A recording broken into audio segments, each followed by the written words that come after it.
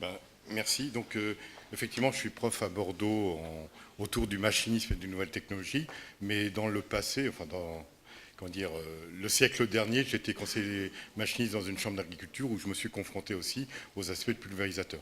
Donc, pour moi, effectivement, le pulvérisateur, il y a un enjeu énorme et on est quelque part un peu à l'âge de pierre, je reviendrai dessus, c'est un peu excessif, mais bon, il faut toujours être un peu excessif pour faire passer des messages.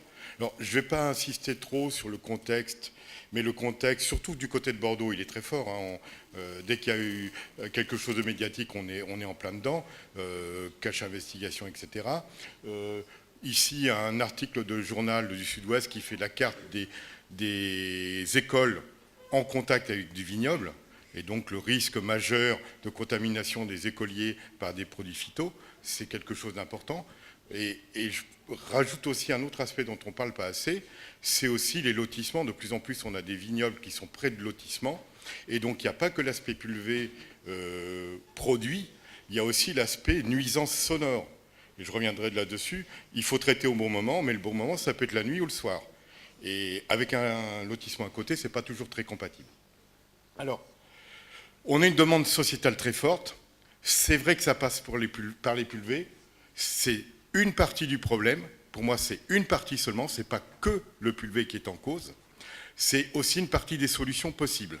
Alors, je reviens sur quelque chose qui a été très médiatisé. C'est l'école du Blayais, où on a une institutrice et des élèves qui ont été intoxiqués. Et 2 viticulteurs ont été mis en examen par la justice, un conventionnel et un bio. Ce n'est pas les produits utilisés qui ont été mis en cause, c'est l'application. C'est-à-dire qu'en fait, les 2 viticulteurs ont traité à des moments où ils n'auraient pas dû traiter à cause du vent. D'accord ? Et d'ailleurs, en passant, c'est peut-être plus le produit bio, c'est-à-dire le soufre, qui a incommodé les élèves, que le produit phyto. Donc, moi, quand je vais parler de pulvérisation, je m'intéresse indifféremment aux produits phytosanitaires chimiques classiques, aux produits de biocontrôle qui sont en train d'arriver, ou aux produits agréés en agriculture biologique. Pour moi, c'est exactement le même problème. C'est-à-dire que ce sont des produits qui peuvent être potentiellement toxiques, potentiellement qui posent des problèmes, et surtout qui sont chers. Donc si on les utilise, il faut les utiliser le mieux possible, parce que c'est aussi bien dans l'intérêt de l'agriculteur que dans l'intérêt de ses riverains. D'accord ? Pour moi, ce n'est pas que le produit phytosanitaire qui peut être en cause. Alors, si on regarde l'efficacité, bon, l'IFV a fait ce schéma qui est assez complexe, je ne vais pas le détailler, mais disons en gros, il y a tout un ensemble de choses qui induisent l'efficacité. Et moi, je vais surtout parler d'efficacité. Alors, l'efficacité ou la réussite d'un traitement, ça démarre déjà par la notion de on doit traiter ou non. Il y a un risque. Est-ce que ce risque, financièrement, il est avéré? Est-ce qu'il faut le traiter? Et est-ce qu'il faut traiter? Ou est-ce qu'on peut faire l'impasse? C'est déjà un premier élément. Si on décide de ne pas traiter, on n'expose personne. Ensuite, le positionnement du traitement, je reviendrai dessus, c'est très important pour moi, la notion de créneau temporel. La préparation du traitement, bon là-dessus, c'est tout ce qui est, on en a parlé ce matin, les équipements de protection individuelle, etc., etc. Le traitement lui-même, là on retrouve le pulvérisateur avec surtout la notion de régularité. Et puis l'après-traitement, tout ce qui est gestion des effluents, du rinçage et autres. Alors, sur la décision de traiter ou non, eh bien, on vient d'en parler tout à l'heure, c'est la détection précoce. Détecter des maladies, détecter des ravageurs, déjà ça rentre en ligne de compte pour savoir si on va traiter ou non. Est-ce qu'on a une pression suffisante pour être obligé de traiter? Si on a un ravageur, si on a un insecte, et qu'on a un piège que l'on va relever tous les 7 jours, on va se rendre compte à un moment donné qu'il y a une infestation. Mais on arrive peut-être 6 jours trop tard. Donc on ne va pas positionner le traitement où il faut. L'intérêt de pièges connectés, c'est de nous donner le top départ de l'infestation. Et à partir de là, on peut traiter au bon moment. Donc ce n'est pas le côté gadget qu'il faut regarder, c'est le côté usage. Pour moi, le côté usage, c'est le T0, le moment où les insectes sont arrivés. Et à partir de ce moment-là, on a beaucoup plus de chances d'avoir une efficacité du traitement. D'accord ? Évidemment, aller relever des pièges tous les 7 jours, ça pose des problèmes de temps, des kilomètres, etc., etc. Avoir une information qui arrive par Internet, c'est quand même beaucoup plus pratique. Ensuite, la connaissance fine du développement des maladies, des ravageurs. Connaître leur biologie, connaître leur cycle, etc. Et je reviendrai dessus, parce que c'est extrêmement important de ne pas se tromper sur la façon de les... non pas de les... comment dire, de les détruire. On ne va jamais réussir à détruire tout, simplement de réguler les populations. Et puis également une analyse économique des risques. Là, on rejoint un petit peu les aspects que je disais tout à l'heure. Est-ce que ça vaut le coup économiquement de traiter ou de ne pas traiter? Et si ça ne vaut pas le coup de traiter, ben on fait l'impasse et au moins on n'aura exposé personne. Sur le positionnement du traitement, pour moi, c'est un des axes majeurs. Quand faut-il traiter? Et là, pour moi, l'essentiel, c'est de passer d'une approche qui est systématique. On traite aujourd'hui ou on traite demain, en particulier le vendredi, parce que comme ça, le temps de réentrée est bon pour le lundi. Donc ça, c'est le pire des scénarios. Donc au lieu de passer du jour de traitement, il faut parler de créneau de traitement.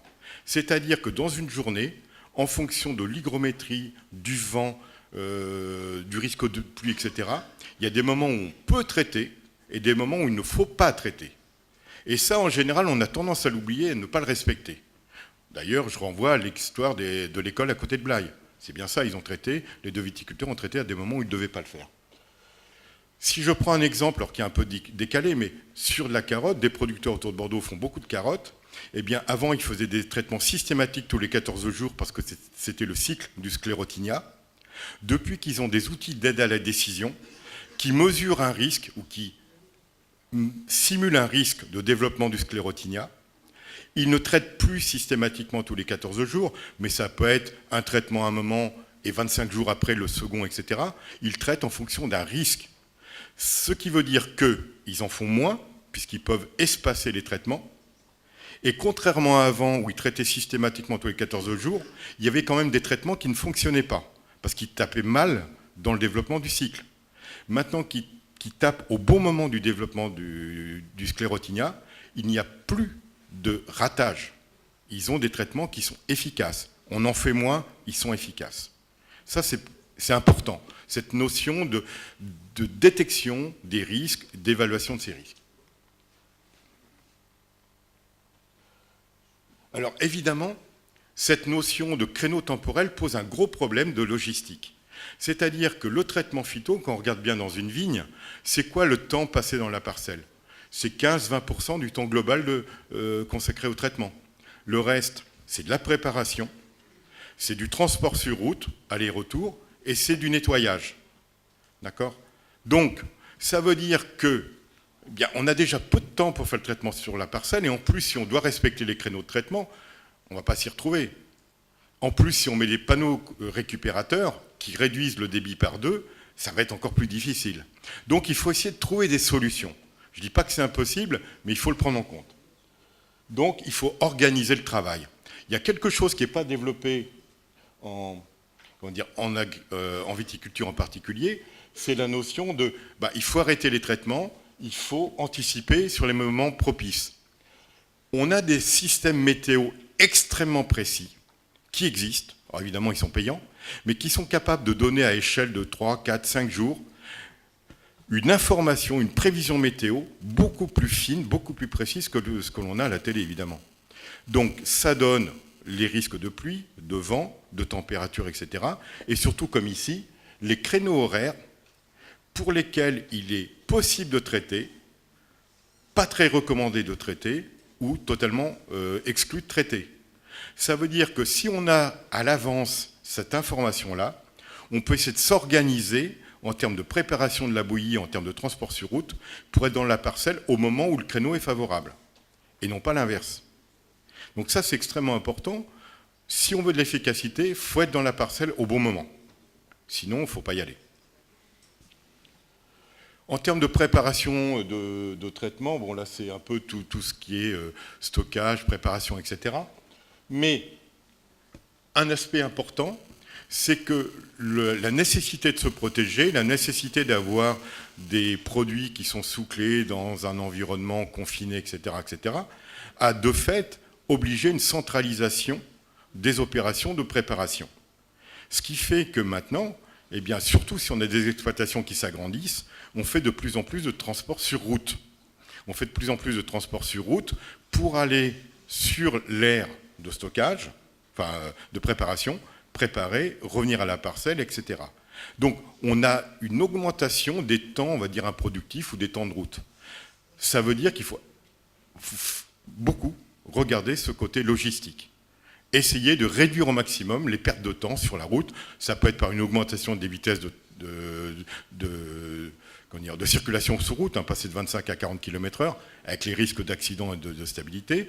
Ça veut dire éventuellement les doses hectares, en termes de bouillie, passer de 200 litres à 100 litres pour augmenter l'autonomie des appareils, etc. Donc il y a des solutions, mais il faut raisonner global.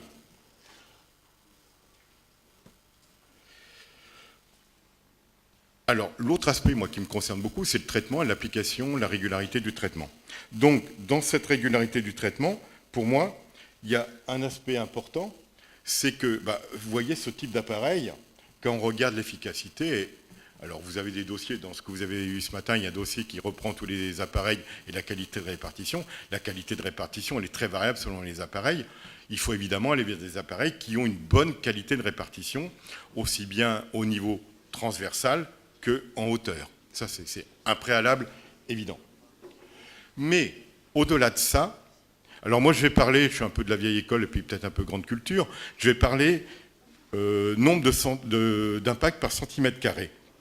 On pourrait parler aussi de nanogrammes par mètre carré. D'accord ? En gros, c'est quelle est la quantité de produit qu'on va mettre sur la cible. De façon systématique, il faudrait arriver de l'ordre de 50 impacts par centimètre carré de feuille ou de cible. Ça, c'est l'ordre de grandeur que vous pouvez retenir, quels que soient les produits. D'accord ? Voici des exemples de papier buvard. À gauche, on est sur un diamètre moyen de 200 microns, des gouttes de 200 microns. Vous voyez qu'ici, on a des impacts qui vont en gros de 130 à 260 gouttes par centimètre carré. Et à droite, des gouttelettes moyennes de 300 microns, où là, on est entre à peine 40 et 75. Il y a un rapport très grand entre la couverture surfacique des produits et la taille des gouttes. Ça, c'est clair, on le connaît, etc. Mais je vais aller un peu plus loin là-dessus. Le plus loin, eh bien, il faut voir aussi l'échelle des diamètres. À gauche, si on va vers des diamètres trop petits, on est avec des gouttelettes qui ont une vitesse limite de chute dans l'air qui devient nulle. C'est-à-dire des produits qui ne se déposent pas. En gros, pour simplifier, en dessous de 100 microns, c'est la catastrophe totale. On a des embruns, on a des choses qui partent à l'infini. Si on monte au-dessus de 400-500 microns, on arrive sur des gouttelettes, c'est presque des gouttelettes de pluie, qui vont tomber au sol et ruisseler. Et donc, qui n'auront pas d'efficacité non plus. On est sur le fil du rasoir, il faut être entre deux limites. Une faible, une forte. La faible, si on a une pression trop forte, on aura des petites gouttelettes en très grand nombre, mais qui ne vont pas se déposer, qui vont aller dans l'air. Si, au contraire, on a une pression faible, on va avoir des grosses gouttelettes qui auront le risque de tomber au sol, et en plus, elles seront en petit nombre. Donc, il faut se situer entre les deux. Et pour réfléchir à ça, il suffit de revenir sur un aspect très très physique, très bête. Une gouttelette de 400 microns, si vous la fractionnez, ça fait 8 gouttelettes de 200 microns ou 64 gouttelettes de 100 microns. Simplement, le volume est avec le cube de la dimension du rayon. Donc, quand vous fractionnez les gouttelettes, vous augmentez de façon considérable le nombre de gouttelettes. Si on est dans un volume hectare classique, là j'ai pris un extrême, j'ai pris entre 40 et 100 litres, vous voyez qu'avec 200 microns de gouttelettes, on est largement au-dessus des 50 impacts par centimètre carré. Ce qui n'est pas le cas avec des gouttelettes de 400 microns. A l'inverse, avec des gouttelettes de 100 microns, on est dans des valeurs de 19 000 ou 1100 gouttelettes. C'est énorme et ça ne sert à rien. Donc, aller vers des gouttelettes de 100 microns, c'est une aberration, ça ne sert à rien en termes d'efficacité. Et en plus, ça fait de la dérive. Aller au-dessus de 400 microns, c'est un gros problème, même 300 microns. Donc l'objectif, ça serait de se situer entre 200 et 300 microns. Un autre aspect qui me surprend beaucoup, en grande culture, on a des appareils à rampe qui font jusqu'à 36, 42 mètres, et qui sont capables, avec une rampe stabilisée à 20 km/h, d'avoir une rampe qui est par exemple à 53 cm de la cible. 53 cm à 20 km/h, et ça ne bouge pas. Et quand vous regardez des vidéos d'appareils de pulvérisation en vigne, bah, vous voyez que ça bouge dans tous les sens. Et la distance, elle n'est jamais constante. Ça, c'est un aspect sur lequel on pourrait améliorer les choses, c'est la distance entre la buse et la cible. Là, en pulvé vigne et arbo, il y a beaucoup de choses à faire. Alors, aussi, on a une tendance à confondre deux choses, la régularité et la régulation. Pour moi, ce n'est pas du tout la même chose. Donc, il y a la distance buse-cible qui doit être constante, évidemment l'écartement entre les buses, le débit des buses, et puis aussi tout ce qui est répartition longitudinale, en particulier les écarts de vitesse. Et également la prise en compte du développement foliaire. Entre une vigne en début de végétation et à la fin, vous n'avez pas le même développement foliaire, et raisonner 12 hectares n'a aucun sens. Alors, petite question pour les jeunes. Vous allez bientôt passer le certificat, peut-être. À quelle pression doit-on gonfler une clochère d'un pulvé? Alors déjà, il y en a qui ne doivent pas savoir qu'il y en a une.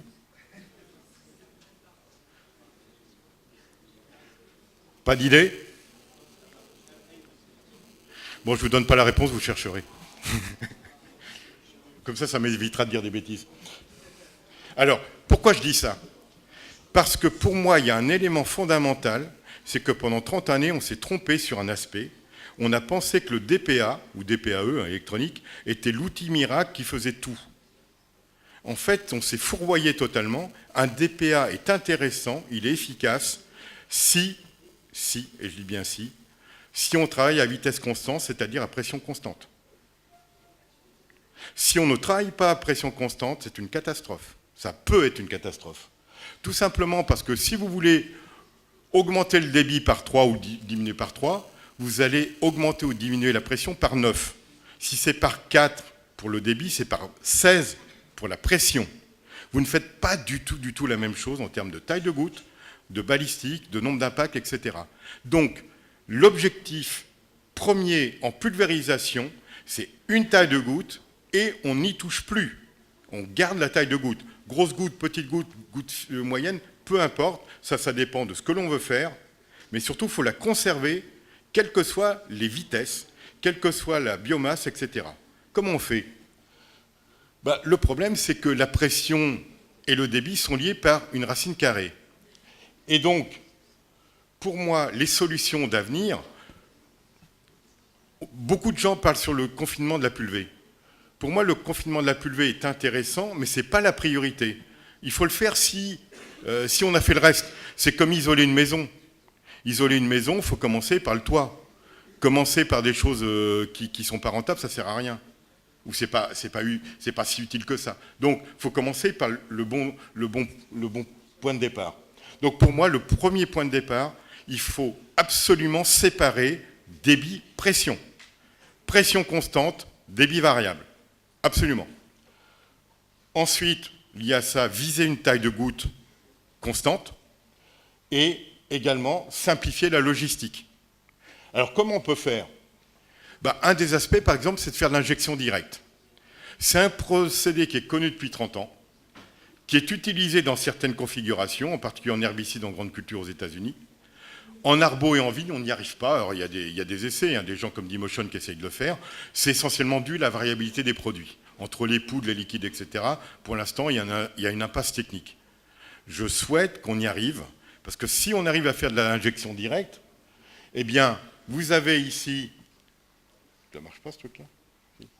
Vous avez une cuve dans laquelle on ne met que de l'eau, sans aucun produit de traitement.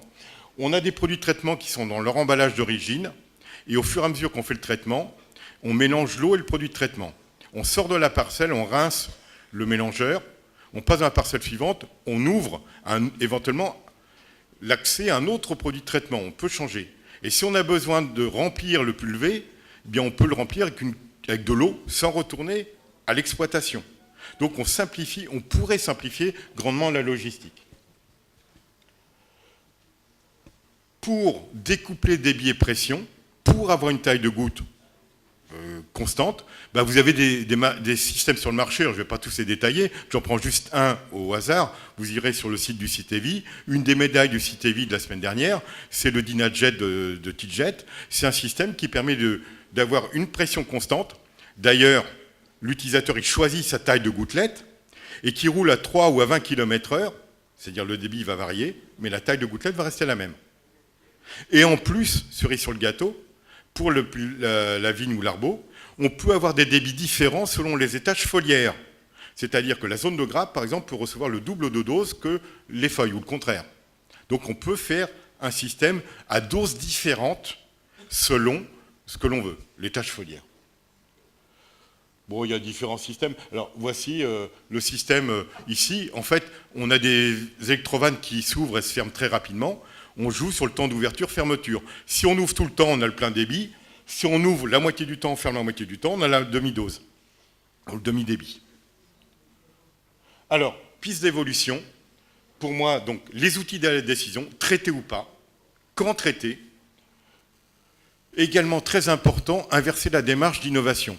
Jusqu'à présent, l'innovation, c'est le viticulteur qui dit au constructeur « Moi, ton nouveau truc, il ne me plaît pas, pour telle ou telle raison, donc je n'achète pas. » Et donc, les constructeurs font, en gros, répondre à la demande des utilisateurs. À mon sens, ce n'est pas ça qu'il faut. Il faut un système qui permet de dire « Voici les conditions dans lesquelles on va pouvoir faire du bon traitement », donner ces cahiers des charges aux constructeurs qui mettent sur le marché des appareils qui fonctionnent. Et à la limite, enlever les autres. D'accord ?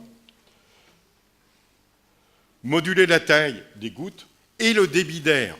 On va vers des tracteurs et des machines électriques, tout électriques, et ça devient facile de moduler la vitesse des ventilateurs. Avec des choses qu'on a du mal à maîtriser, par exemple en haut ici. Si vous avez un écoulement d'air qui est plutôt laminaire et à forte vitesse, vous allez avoir un effet de flaquage, de plaquage des feuilles les unes sur les autres. Si vous avez une vitesse d'air plus faible, avec un air turbulent, les feuilles vont s'agiter les unes devant les autres. Et évidemment, le dépôt des produits ne sera pas du tout le même. En dessous, également, ce qui compte, c'est la façon dont on vise avec l'air la végétation. Si vous avez un jet unique, vous avez des circulations préférentielles, en fait, l'air va éviter l'obstacle, va passer autour, comme pour une voiture dans une soufflerie. Donc si on veut que l'air aille dans la végétation, il ne faut pas une sortie unique, il faut un ensemble de sorties qui ne sont pas dans le même axe, qui sont convergentes. Et éventuellement, comme l'exemple D, des systèmes qui sont enveloppants.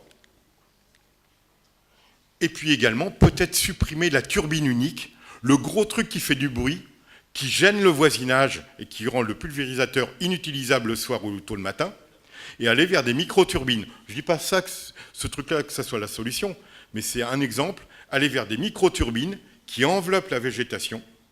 Elles font beaucoup, beaucoup moins de bruit, quasiment silencieuses. On a un axe d'attaque qui est beaucoup plus enveloppant, et on n'a pas de différence liées à des longueurs de tuyaux, etc. Donc on maîtrise ce que l'on veut en termes de vitesse. Donc ça, pour moi, c'est quelque chose qui doit être regardé de près, cet aspect-là. L'injection des produits, j'ai déjà dit, pour simplifier la logistique. Et puis rendre le pulvérisateur auto-adaptatif, c'est-à-dire que ces paramètres de réglage se modifient tout seuls en fonction de la végétation. Assistance au chauffeur, important. Par exemple ici, alors je ne sais pas si ça va marcher, cette histoire-là.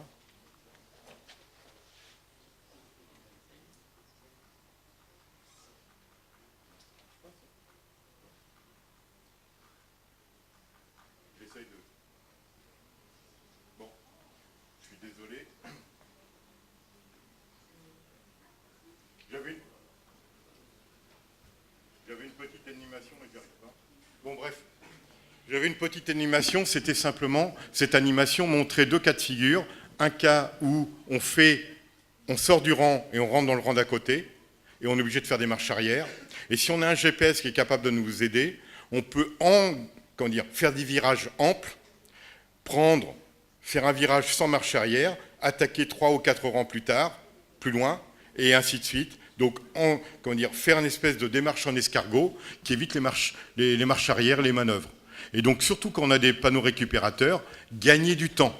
Pour moi, c'est un aspect important. Et puis aussi, dernier, donc, former les chauffeurs et les utilisateurs, ça c'est un point qu'on oublie beaucoup. Et enfin, un retour d'information sur ce qui a été fait, les paramètres de traitement et l'efficacité du traitement. C'est la façon d'améliorer la connaissance que l'on a des choses. Enfin voilà, j'essaie de tenir sans déborder. C'est parfait. Bon. Merci beaucoup.